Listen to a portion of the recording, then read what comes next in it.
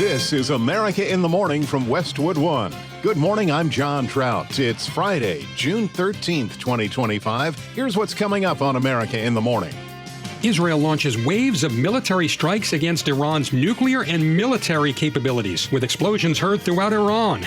I'm Jeff McKay in Washington.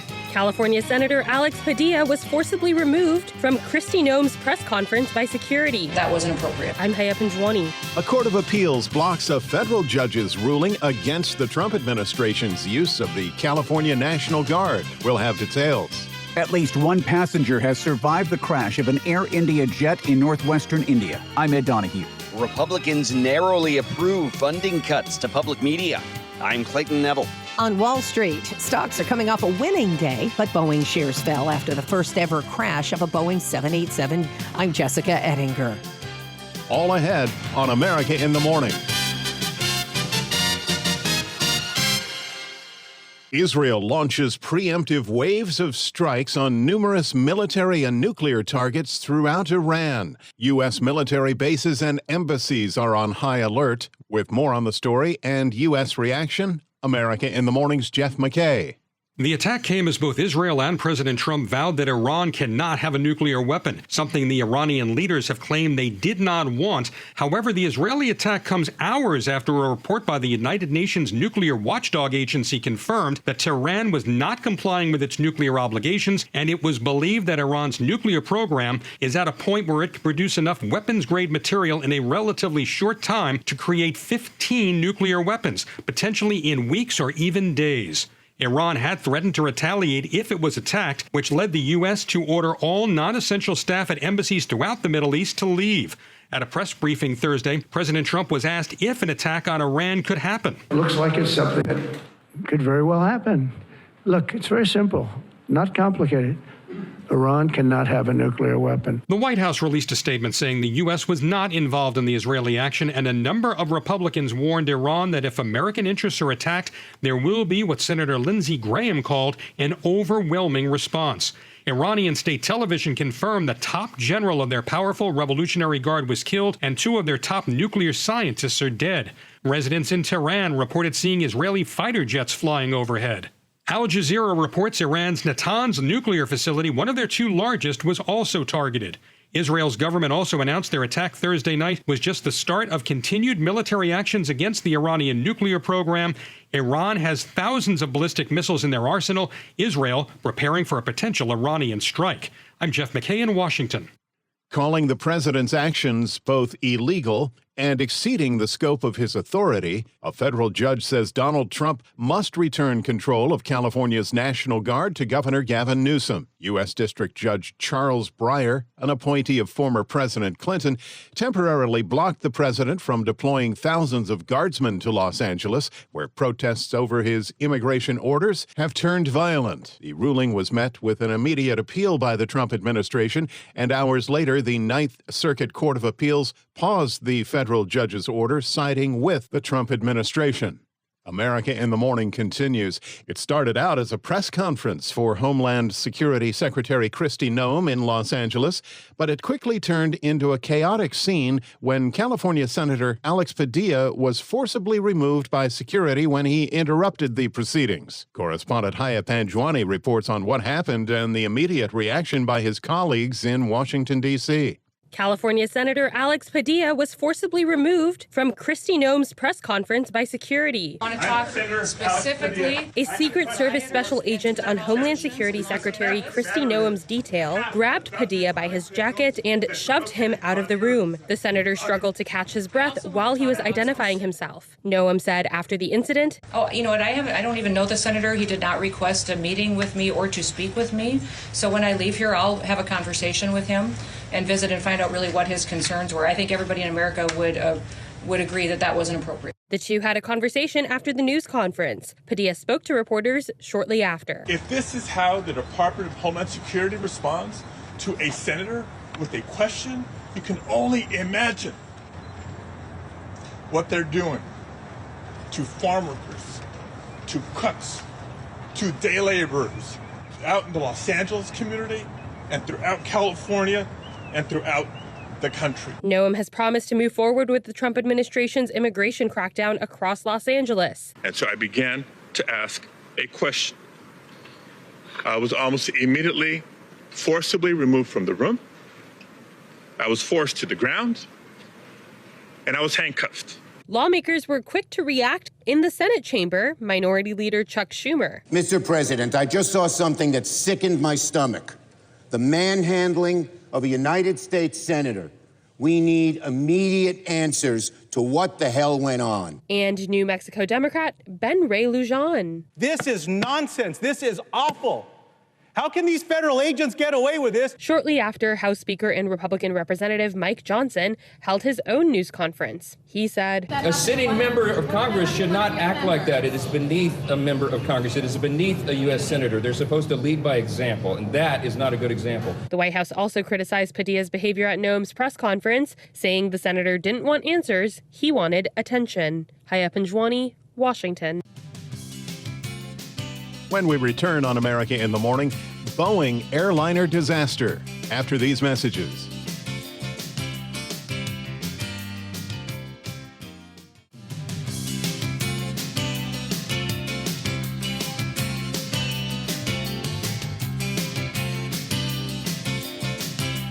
This is America in the Morning, and where might severe thunderstorms threaten early Father's Day plans? Here's AccuWeather.com meteorologist LaTroy Thornton. The area from south central Montana to western South Dakota and northeastern Wyoming, then southward through the rest of the High Plains, including Cheyenne, Wyoming, and the east side of the Denver metro, as well as the Texas and Oklahoma panhandles, and western Kansas and Nebraska, is the zone where thunderstorms face the highest likelihood of turning severe, with the main risks arising this afternoon and into the evening being hail and localized damaging winds.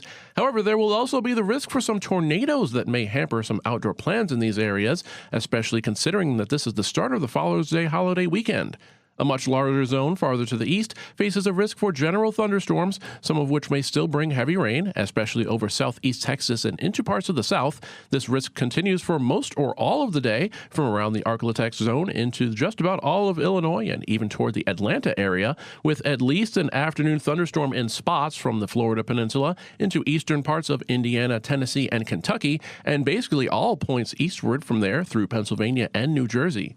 The vast majority of New York State, and especially New England, should be dry through most or all of the daylight hours of today as a front wavers north and south around the mid-Atlantic and the Northeast. Showers and thunderstorms may become more numerous from the southern Delmarva Peninsula through the nation's capital and into West Virginia this afternoon, perhaps even toward the Ohio-Pennsylvania border and even around the Pittsburgh area as the major golf tournament underway continues through the day today. In Oakmont, Pennsylvania, look for some hazy sun with some afternoon thunderstorms in the area, the high 82. Atop Grandfather Mountain, North Carolina, expect clouds and some sun with a thunderstorm around and a high of 72. That's the nation's weather. I'm AccuWeather.com meteorologist LaTroy Thornton. Follow us wherever you get your podcasts. Just search America in the Morning in your favorite listening app. Tragedy in India after a Boeing Dreamliner crashed barely 30 seconds after takeoff, and remarkably, there was a sole survivor among the 442 people on board. Correspondent Ed Donahue reports with reaction from the Air India CEO and President Trump. I would like to express our deep sorrow about this event. This is a difficult day for all of us at Air India, and our efforts now are focused entirely on the needs of our passengers, crew members, their families and loved ones. The plane crash was terrible. I've already told them anything we can do. It's a big country, a strong country, and they'll handle it, I'm sure. But I let them know that anything we can do, we'll be over there immediately.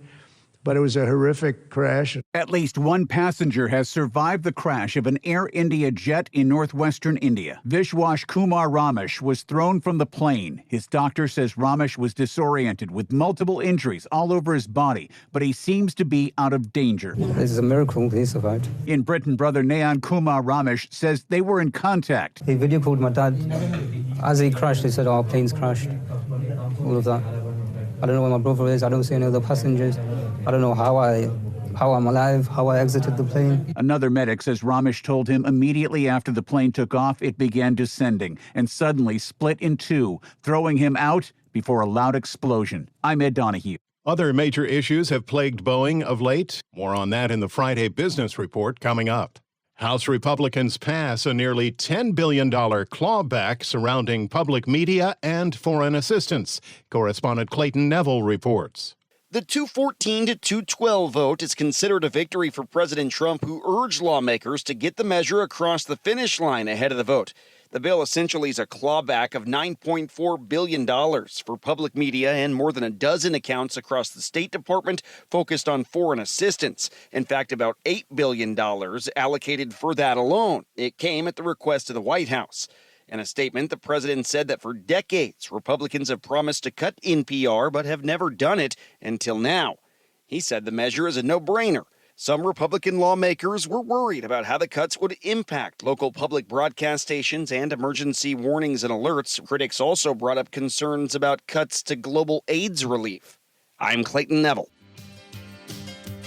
When we return on America in the Morning, fresh unemployment numbers and the jobs outlook after these messages.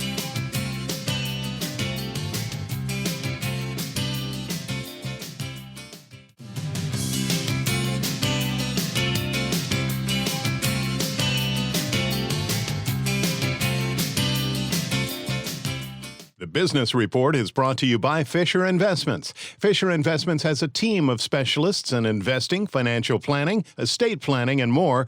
Learn more at FisherInvestments.com. An up day for Wall Street. Here's CNBC's Jessica Ettinger. Wall Street opens this morning after a winning day for stocks yesterday. The Dow adding 100 points. The major averages are all in the green for the year. Boeing shares fell yesterday more than 4% after the first crash ever of one of its 787 Dreamliner jets. It happened in India just after takeoff. One survivor was reported with 242 total on board. Boeing CEO Kelly Ortberg is relatively new to the job. He's been working on turning the company around after other problems. It's definitely a nightmare for leadership. Things were going so well. I've known all 6 prior Boeing CEOs quite well, but I don't know Kelly Ortberg. But he did come in with some questions because he was in charge of Rockwell Collins that designed the MCAS system that was part of the controversy of the 737 MAX issues. But he took charge and he was doing everything right. That's Yale School of Management's Jeffrey Sonnenfeld on CNBC. More people than forecast applied for unemployment benefits last week, the highest number this year. 248,000 on initial claims as we inch ever closer to 250,000. CNBC's Rick Santelli. And here's former U.S. Treasury Secretary and current IBM Vice Chairman Gary Cohn on CNBC with his take on jobs. The number that's most concerning to me is the claims number. We've got to start paying attention to the fact that the job market clearly feels like it is slowing down. Now, looking at the continuing claims number, it's moving in the wrong direction, too. The number of people still collecting unemployment checks week after week notched its third week above 1.9 million, and that's suggesting it's taking people a lot longer to find their next job.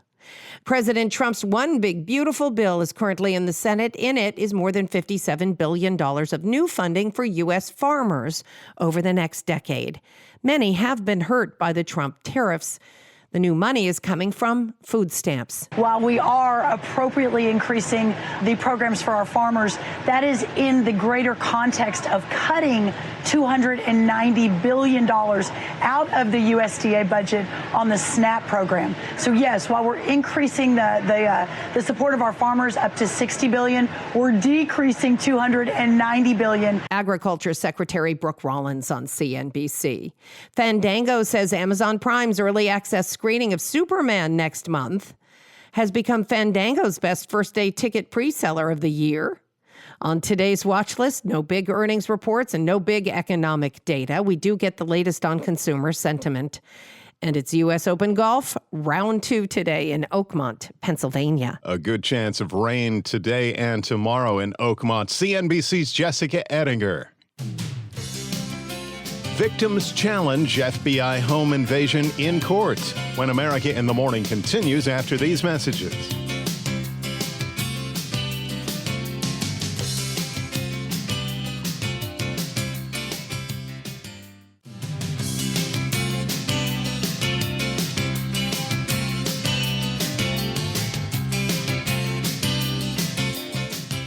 Welcome back. You're with America in the Morning.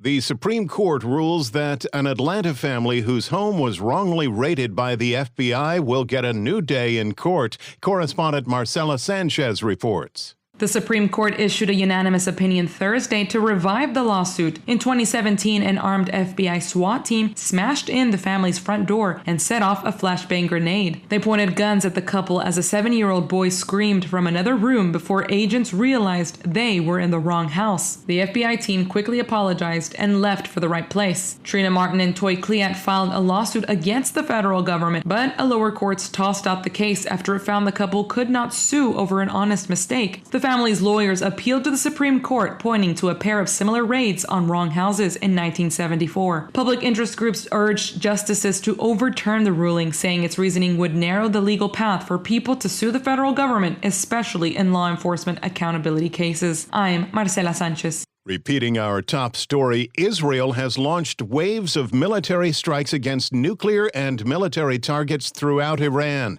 and the U.S. has placed its military and embassies in the Middle East on high alert. Stay tuned to this station for further developments.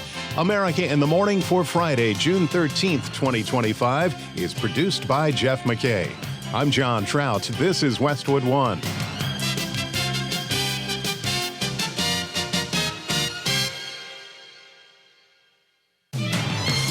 This is America in the Morning from Westwood One. I'm John Trout. Coming up this half hour. Israel attacks Iran. I'm Clayton Neville. The unrest continues in L.A., both in the streets and political arena. Democracy is under assault. He's an incompetent governor. I'm Jim Roop in Los Angeles. The president's big military parade tomorrow in Washington versus hundreds of protest events from coast to coast. I'm Rich Johnson. Democratic governors defended immigration policies before a Republican-led House committee. Burning New Yorkers alive. Ed Donahue, Washington. President Donald Trump has blocked California's ban on new sales of gas-powered cars. Haya Panjwani, Washington. Major outages sweep Google's cloud servers. I'm tech correspondent Chuck Palm. Back after these messages.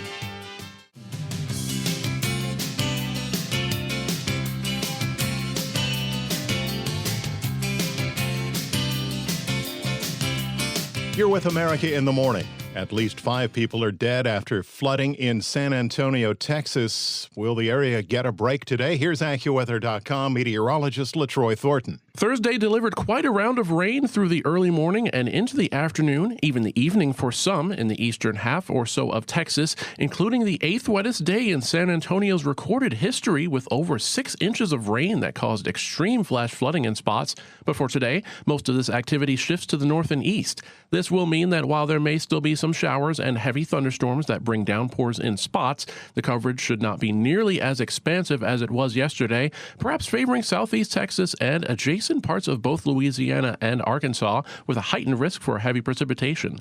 To the north and west of that zone, the high plains will again be the focus for the day's severe weather risk, as thunderstorms this afternoon and evening from eastern New Mexico and the Texas Panhandle northward through areas east of I-25 in Colorado, as well as western Nebraska and Kansas, much of northeastern Wyoming, and most of central and eastern Montana may lead to damaging winds, hail, and a few tornadoes. Locations to the west of that zone should be mostly dry right to the west coast, but a weak front may be able to spark some showers from the northern Rockies into some of the high ground of eastern Oregon. Otherwise, it's a very warm but dry end to the week in store for the southwest. The majority of the eastern U.S. outside of New England and northern New York has at least a chance for some thunderstorms, favoring the afternoon hours as you get closer to the east coast. There may be some steady rain toward the Canadian border, including all of northern Michigan and Wisconsin, with some showers as well for much of lower Michigan. However, an afternoon thunderstorm may even reach areas as far to the north and east as the New York City area. That's the nation's weather. I'm AccuWeather.com meteorologist LaTroy Thornton. Follow us wherever you get your podcasts. Just search America in the Morning in your favorite listening app. Israel strikes Iran's nuclear program. Reports say top Iranian military officials have been killed in Tehran. This as nuclear talks between the U.S. and Iran were slated for this weekend. More on the story from America in the Morning's Clayton Neville. Iranian state media first reported explosions heard repeatedly in Tehran.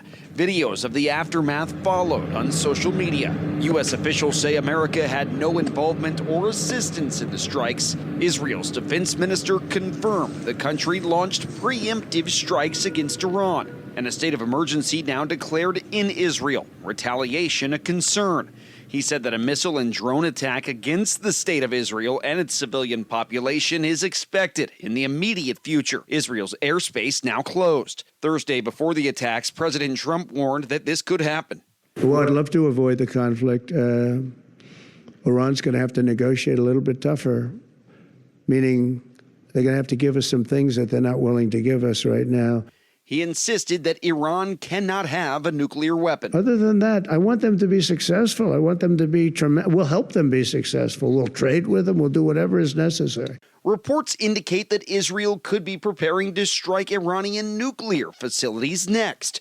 Republican Congressman Brian Mast told Fox News that diplomacy is preferred, but not the only option. Direct action is on the table as well. We don't want to get to that point, but it is on the table. Republican Congressman Ted Budd told Fox Business that it's imperative Iran not have nuclear weapons. I'd rather deal with a medium or little problem than I would an even bigger problem later. I mean, you can see how this could metastasize and be even worse. And we're not joking around here. We can't let this get out of hand. But again, bottom line, nobody wants a war. Nuclear talks were set to resume on Sunday in Oman. In the wake of the attacks, it's unclear if those will continue. The U.S. State and Defense Departments moving non-essential personnel out of the Middle East. I'm Clayton Neville. It's been a full week of protests in Los Angeles following immigration apprehensions by ICE that immediately escalated through political comments from California's governor, LA's mayor, and the White House after the order was given to send in the National Guard and U.S. Marines to bolster a massive police presence, which has led to demonstrations spreading from California across the nation. Our Jim Roop reports from Los Angeles. It all began last Friday when the ICE operations began. Protests kicked up almost immediately, and by nightfall, the protests devolved into civil unrest, which devolved into vandalism, police being pelted by rocks and bottles, and looting all day Saturday night, Sunday night. What some called rioting continued. Individuals out there shooting commercial-grade fireworks at our officers, that can kill you. LAPD Chief Jim McDonnell saying the rioters appear to be outside agitators. These are people who are all hooded up. They've got a hoodie on. They've got face masks on. They're people who do this all the time. Get away with whatever they can. Go out there, from one civil unrest situation to another, using the same or similar tactics frequently, and they are connected. Some would call them anarchists or by any other variety of names, people that we run across routinely city to city. As a result of what was seen on television, President Trump decided to federalize the California National Guard, 2,000 at first, then another 2,000, and post them around the federal buildings in Los Angeles and West L.A. This without consulting Governor Gavin Newsom or local law enforcement, and this angered Mayor Karen Bass and the governor, blaming the escalation of violence on Mr. Trump sending in the troops. The president on Saturday said sending in the troops is what stopped the violence, but Mayor Bass said that's not true. They are stationary at the federal building, protecting the building. They are not out doing crowd control or anything like that. So I don't know how he could say that the National Guard is who saved the day. Plus, the National Guard didn't get there till Sunday. They weren't there on Saturday. Mr. Trump then sent 700 Marines to L.A. The Marines, like the National Guard, are tasked with protecting the federal buildings and ICE agents as they conduct immigration operations. All of this continued to anger the mayor and the governor, who then took off on President Trump. Democracy is under assault before our eyes. This moment we have feared has arrived. Trump and his loyalists, they thrive on division because it allows them to take more power and exert even more control. President Trump punches back. Talk about he's an incompetent governor. Look at the job he's doing in California. He's destroying one of our great states. Nothing's letting up. The immigration operations are expected to continue, as are the protests throughout the Father's Day weekend. I'm Jim Roop in Los Angeles. Well, just a day now away from what's being billed as the biggest military parade the country has ever seen. At the same time, there will be hundreds of protests around the nation. A preview from correspondent Rich Johnson. We're going to have a fantastic June 14th parade, Flag Day. He was talked out of it during his first term, but this time President Trump is making it happen. A huge military parade in Washington featuring 7,000 troops, as well as tanks, jets, armored vehicles, and rocket launchers. And I think it's going to be great. We're going to celebrate our country for a change. But the president on Tuesday also had a warning for anyone who might protest the event. For those people that want to protest, they're going to be met with very big force. And I haven't even heard about a protest.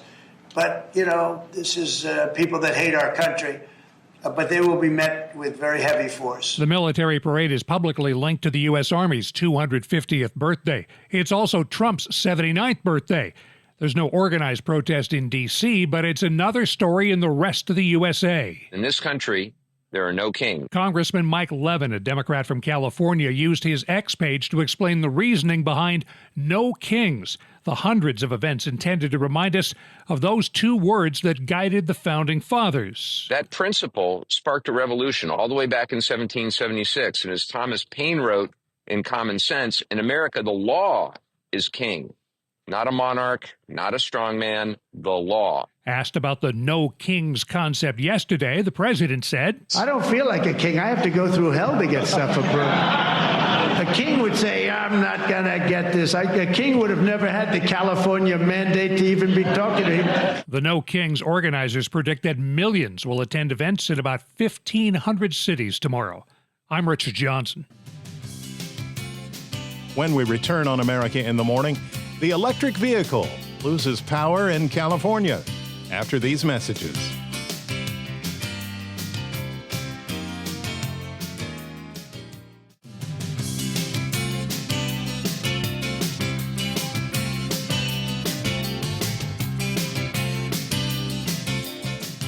Heated and at times out of control debate in Congress over sanctuary immigration policies. Correspondent Ed Donahue reports.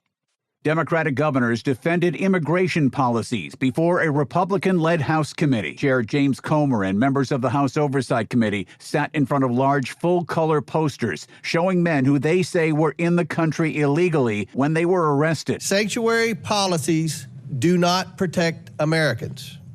They protect criminal, illegal aliens. Among the governors testifying, New York's Kathy Hochul. This is a flagrant abuse of power. There was a fiery exchange between Hochul and New York Republican Elise Stefanik. That is You not prioritize true. putting illegals first. That is not Rapes true. of young girls, beatings of NYPD cops by illegals who are here under Kathy Hochul's failed policies, burning New Yorkers alive. At one point, New Mexico Democrat Melanie Stansberry interjected. Some interesting theatrics today. Democratic-led states have intensified their resistance by strengthening state laws restricting cooperation with immigration agents. Ed Donahue, Washington.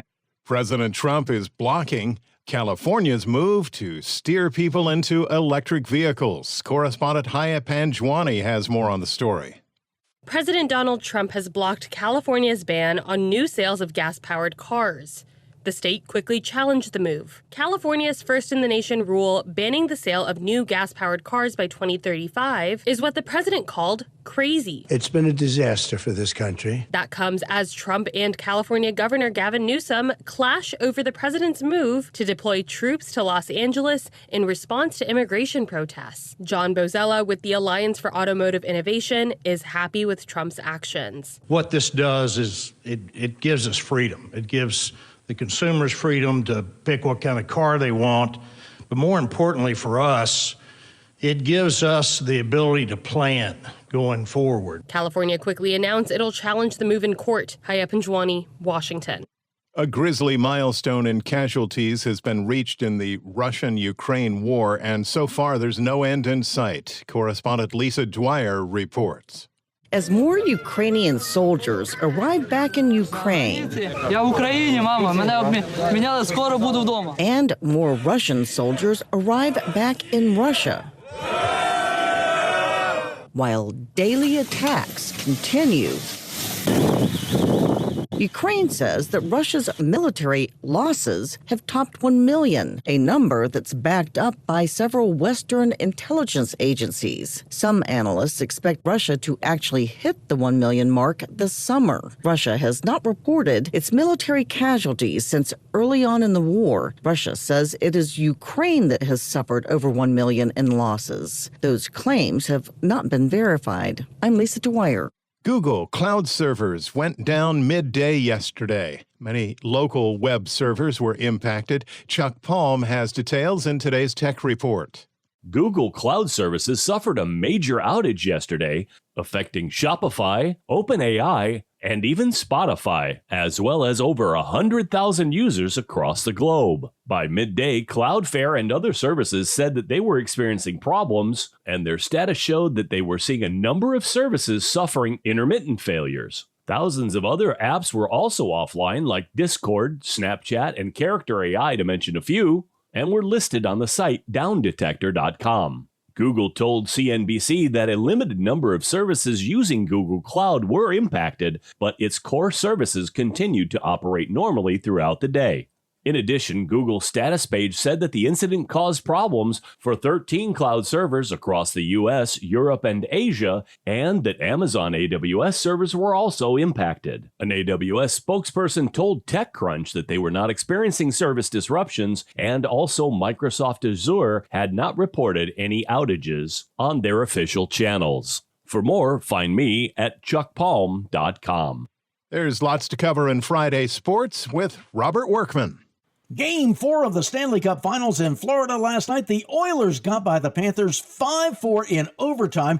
It's the third time they've gone extras in this series. Florida jumped out to a 3-0 lead in the first period. Edmonton tied it with 3 in the second, then grabbed the lead midway through the third before Sam Reinhart tied it with just 20 seconds left.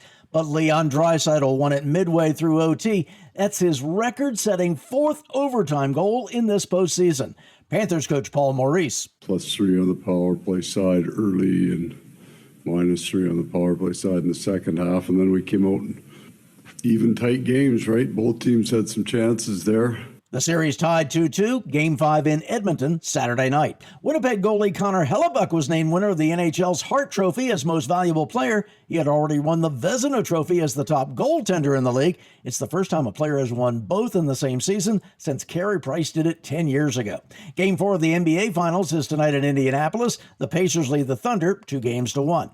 Golf's third major, the U.S. Open at Oakmont in Pennsylvania. J.J. Spaun has a one-stroke lead after the first round. His 4-under 66, the only bogey-free round of the day. The last player to have a bogey-free round at Oakmont was Dustin Johnson back in 2016. And he went on to win his first major. Baseball, the Rangers hit 6 home runs in a 16-3 romp over the Twins. Brewers shut out the Cardinals 6-0. Jacob Misiorowski fired 5 no-hit innings in his big league debut before his legs cramped up. Still got the win on a combo 3-hitter. Yankees blanked the Royals 1-0. 5 pitchers scattered 5 hits. The only run of the game was unearned. Rockies scored 3 in the bottom of the ninth to trip the Giants 8-7. Mets complete their sweep of the Nationals 4-3. Tigers topped the Orioles. Astros shaded the White Sox. And the Cubs sank the Pirates. That's Friday Sports. Thank you, sir. When we return on America in the Morning, jurors indecisive in Weinstein trial. After these messages.